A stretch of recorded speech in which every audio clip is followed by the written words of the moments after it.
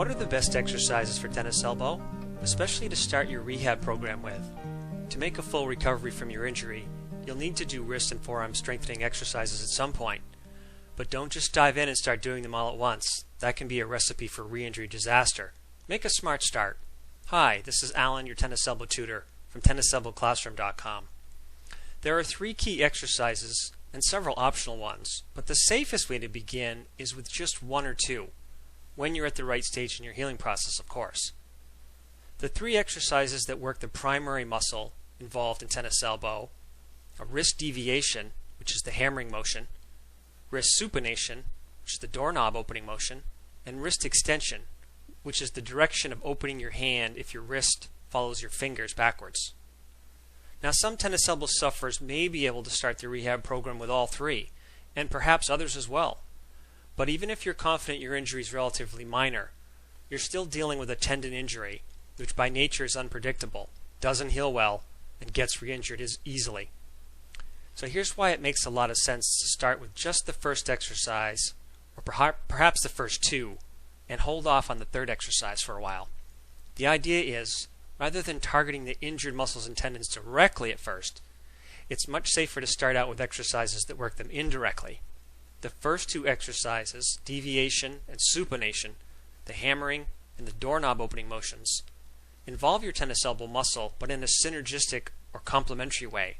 In other words, your tennis elbow muscle is not taking the full burden and doing all the work by itself. It's working in tandem, sharing the load with other muscles, which is a safer way to begin.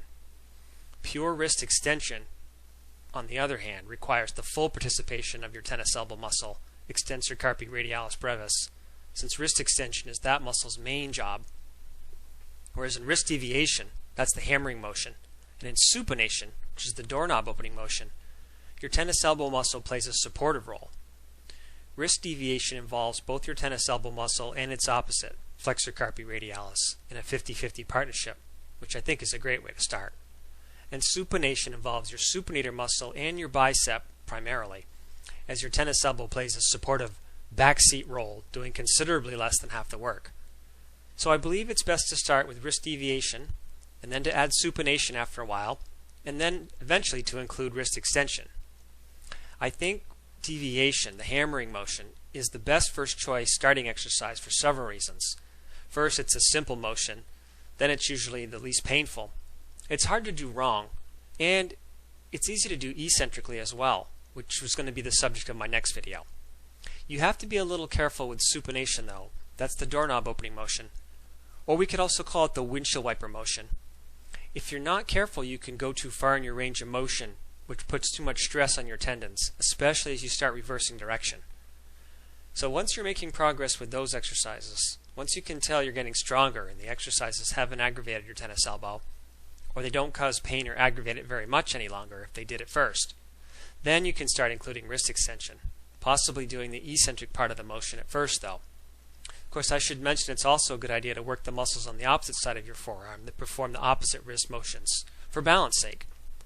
Naturally, there's a correct way, and unfortunately many incorrect and risky ways to do these 3 exercises. For example, in several photos and videos, I've seen the wrist deviation exercise demonstrated with a hammer or a dowel where the elbow is fully straightened and the arm held out in front of the person at shoulder level. This is not a good idea because it places more strain on your shoulder and your elbow unnecessarily. It's a somewhat unnatural position to hold, and there's really no need to be holding it that way, certainly not at the beginning of your rehab program anyway. A better way to do it is with your arm at your side with your elbow bent at 90 degrees, just like the position you'd ideally type on a keyboard, or with your arms slightly in front of your body and your elbow a little straighter than 90 degrees. And last but not least, there's a very important question to ask. At what point in your treatment and healing process should you start doing exercises, or in what order? In my experience, therapy should be first, followed by stretching, and then exercise later on, once the healing process is well underway. Now, that's not an absolute rule by any means. It really depends on how serious your injury is. Some tennis elbow sufferers can start therapy, stretching, and exercise all at once. Not that I'd recommend it, but it does work for some with milder injuries. But tennis elbow sufferers with moderate to severe chronic injuries may need to do the therapy part first for a while before attempting any exercises. And when I say therapy, what I mean is direct hands-on manipulation of the muscles and tendons. I hesitate to call it massage because that's too general a term for this. Anyway, that's the most important thing I teach my members here at Tennis Elbow Classroom.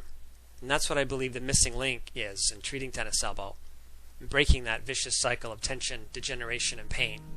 Well, that's all for now. This is Alan Willett from TennisElbowClassroom.com, wishing you a speedy recovery. Come on over for a visit if you'd like to learn more and to join the conversation.